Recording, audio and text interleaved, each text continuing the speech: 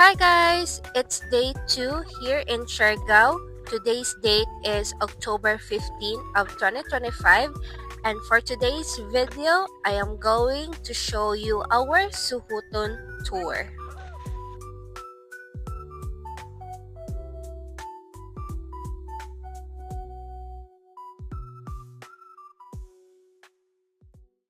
Call time is 9 a.m. sa amo ang tour. So, nag-breakfast sa midday sa Whitebeard Coffee. We ordered bacon and scrambled eggs waffle, bacon egg, egg and cheese nga sandwich, creamy cloud 9, and chocolate smoothie. Nagdali na mi og breakfast ana kay nasayop ko sa amo ang tour abi nako the same as last year nga tanan tour or usually sa tour namo is adto sa General Luna nga port or dito sa basta sa may General Luna siya pero kani day siya nga sa Huton Cove kay adto day bi dapat sa Dapa Port. So after namo og breakfast nag-travel pa mi to Dapa Port around 30 minutes kay naraman may motor. Pag abot na mo, nag-fill out din mi sa mong details sa tourism office and then nisakay din mi og bangka padong Socorro. Sa Socorro di ay mi magsakay og another bangka pa jud para adto sa Bukas Grande Island. So katulo mi ata nagsakay ani og bangka, and this travel from Dapa Port to Socorro is around 1 hour. After Socorro kay padong napod mi sa Bukas Grande Island, musakay napod mi og lain nga bangka. Dito sa Socorro kay gisultian lang mi about sa among pwede buhaton and kung pwede kay amo ang cellphone kay ibilin namo siya kay tanan ngadto is puros tubig. So, mag-expect yun may nga mabasa tanan part sa amo ang lawas. So, gi-inform nila nga kung mahimo dilang namo dalon ang amo ang cellphone. And dito sa Bukas Grande Island kay adto may magsulot sa amo ang helmet and rash guard, life vest. Igo rami nag-helmet and life vest dere tapos sakay na pod og another boat, and then karon kay gi-group me into 6 kay per bangka 6 ra ka buok taw ang masaigo. Wala day may nagdala og cellphone ani nga time. Ang among gigamit sa pictures and videos is the GoPro na nga among gi-rent for 1,000 pesos.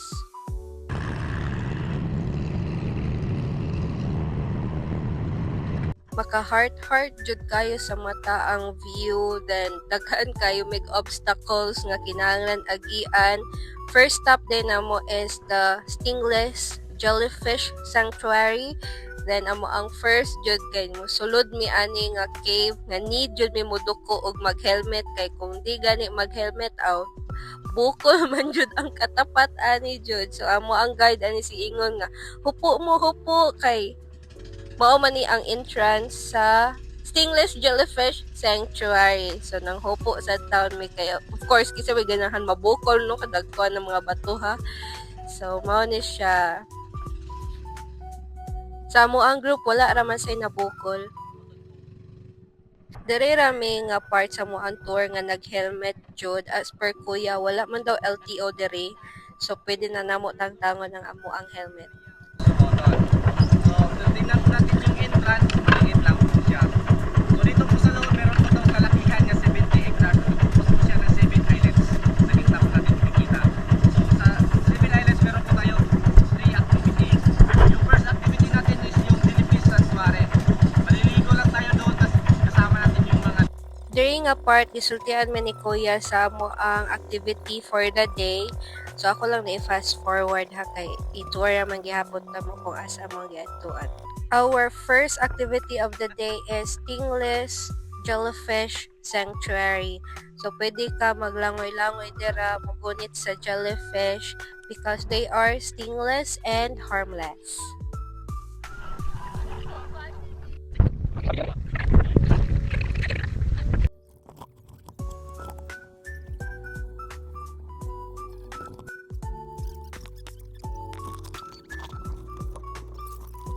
Na-enjoy jud nako ang akong experience dire kay as a person nga di kay balo mo langoy, it is an honor for me nga naa ako sa dagat naglutaw-lutaw, and ako ang feeling dire no mura kog naa sa Bikini Bottom kay daghan kayo og jellyfish.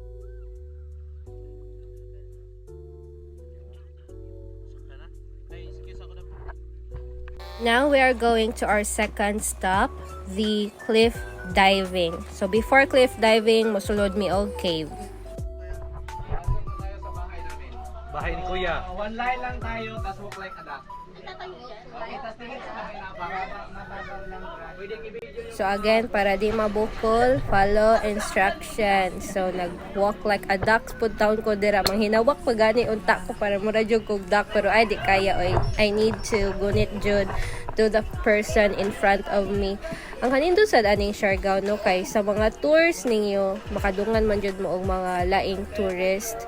Kanang you meet new people jud and you are able to oh my god, my family basta mo na to. So karon na nami sulod sa cave, and then need me mukat-kat atong kuan sa cave para sa cliff diving.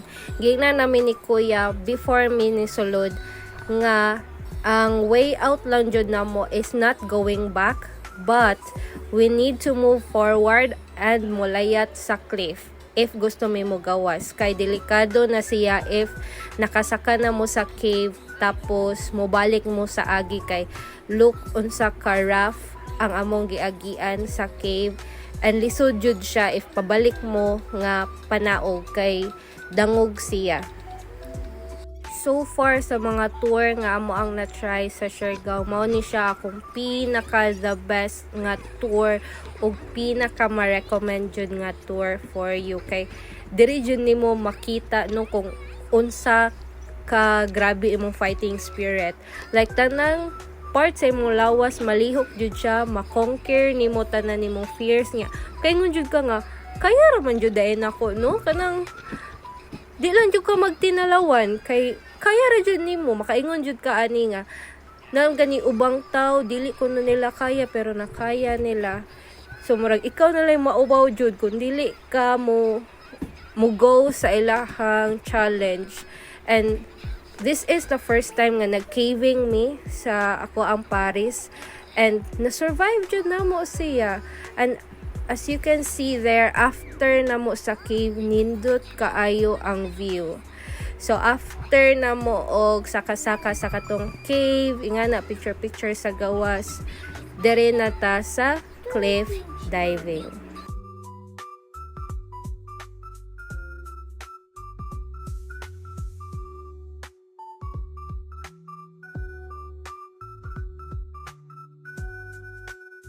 Kami ang first group nga naabot dire sa cliff diving, kay kami man sad ang first group nga gipasaka sa cave ni Kuya, kay nagpabilin siya nga to siya ang mo guide. And then ang tour guide atong first nga nauna namong anang layat na kay nagpabilin dire sa ubos para siya ang musalo sa moa. Sa amo ang grupo sa bangka, kay ako ra day ang babay. So, I am the rose among the thorns, chares. And ako sad ang pinakauna nga nilayat. Kay, feeling man ako, kay, on skyrocket pa jud akong adrenaline, and need jud ni nako buhaton. Wala ko'y life vest ana. So, nag-disclaimer pa ko ana ni Kuya nga, di ko kay balo mo langoy in town. Ang nara jud sa akong una-una, nga kamahal biya ani nga tour niya, magpa inday-inday ko. No way, mo layat jud ko. Ingon man sad si Kuya nga kuhaon ra dayon ko iya ikalayat nako. So wala, way pagduha-duha, largo layat.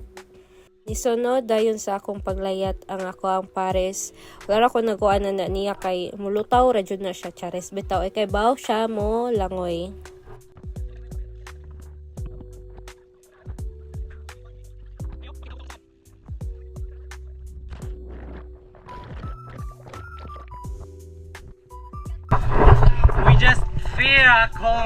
We just conquer our fears. Nagpaabot na lang mi sa amo ang mga kauban nga molayat sila kay kani jud amo ang group no kay kung naay usa na mo mugo kay mugo sad ang tanan, di ba? Para sad sulit ang gibayad uy nianhi gani ka kay para mag-adventure, di ba? Kani di amo ang kuyog kay group of friends sad ni sila, upat sila ka buok, then mga Tagalog. Naghuwat rami nga makompleto mi kay para kuhaon nami sa mo ang bangka which is ni Kuya Ernesto. Duha din ni sila ka guide namo sa bangka. Ang isa kay katong maneuver sa bangka, then ang isa kay kalimot ko sa pangan ni Kuya. Basta siya ang storya sa mo and everything. Siya jud ang tour guide. Ang isa kay mahabilin ra sa bangka.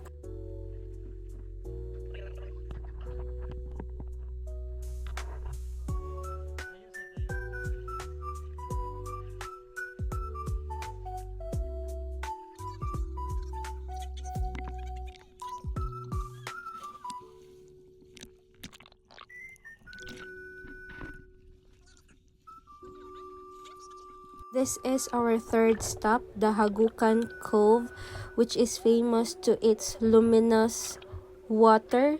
So as you can see there, ang tubig kay naglight jud siya. And they call it Hagukan kay if high tide ba to or low tide kay mura daw siya og cave nga naghagok. That's why it's Hagukan Cove. Wala kay may tarong nga picture or video aning dapita kay ingon si Kuya mas nindot daon ta if phone ang amo ang gidala, pero sa amo ang group manggod is puros GoPro ang gidala kay lagi nahadlok sad mi atong gi-informing nga mabasa jud daw kuno amo ang mga gamit if magdala pa mi. So para safe wala na lang nagdala, pero wa man sad mi nagmahay nga wala mi nakadala og phone kay ingon biya sila mas nindot ang experience jud if ikaw jud mismo ang naangad to. I would really love to take pictures unta ani, pero of course it is for you to find out how beautiful Suhoton is or Bukas Grande Island is. To enter and exit the sa Hagukan Cove kay you need to hold your breath for 8 seconds. As you can see there, ang entrance ug ang exit sa Hagukan Cove is water. So high tide pa jud ni siya. So ang buhaton sa mo ang tour guide kay you need to hold your breath for 8 seconds, then pabugatan ra mo nila itukmod pagawas. Sila ang mo guide ninyo pagawas. Ag pasulod sa diay. So pa-exit na day ko ani niya pag human og tukmod ni Kuya sa ko kay gibiyaan ra ko niya. Di ba ako kay balo mo lang oy. Tawd ana taon ko sa mga nas kilid-kilid nga help me. Tawd kaluoy pod nako ang Amerikano niingon gudto nga help that girl. Kay taon nalumos nako di ko kay ba mo lang oy. Nanglis nga gud ang ilong pagguhawid nako sa kilid. After our long day in Suhoton kay ni move me dire sa Suhoton nakiawit resort kay dire ang amo ang Budol Fight for lunch. Sa mga tours pod namo kay usually na jud siya Budol Fight added sa tour, and sa kani nga Budol Fight lami jud ang ilahang pagkaon and na-appreciate kay nako kay only rice siya. So kung kulangan pa mo sa rice kay permentihon nila og add og additional rice sa inyohang plato. And nami kuyog dere nga foreigner nga vegetarian na ay option sad sila to choose unsay ilahang kaunon since di man sila pwede og pork. They will also ask you ahead of time if you have allergies so that malahian mo nila og plate and pagkaon. After sa mong Budol Fight kay nagstay lang mi adto sa resort for 30 minutes if ganahan pa mo maligo, and then ni pauli nami to Dapa Port. Nangatulog lang dayon mi pag uli namo, and then nakamata na lang mi kay gihagad na mi og kaon kay nag-birthday ang tag-iya sa amo ang gistayhan. Happy 50th birthday Ma'am Emily.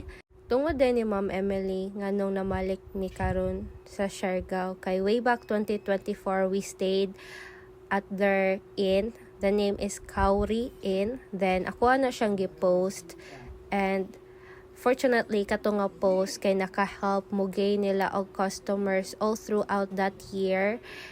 And bago pa day ilahang in ato, and murag ang magtiayon is nalipay sa ako ang gibuhat, so gihagad ko nila to come back on 2025 kay 50th birthday daw ni Ma'am Emily, and then tagaan mi niya og free accommodation as long as nagstay mi sa Siargao. Thank you Ma'am Emily and family.